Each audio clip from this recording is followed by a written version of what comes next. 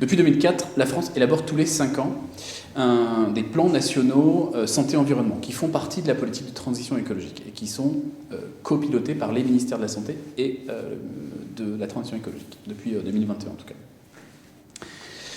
Et face à ces plans qui font partie de la politique de transition écologique, on se rend compte qu'il y a des inégalités environnementales. C'est-à-dire qu'on n'est pas tous logés à la même enseigne face aux risques climatiques et aux politiques de lutte contre le changement climatique.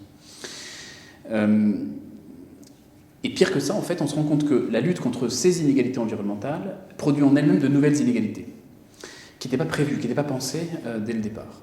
Et notamment, j'ai quelques exemples qui me viennent en tête. Les zones à faible émission.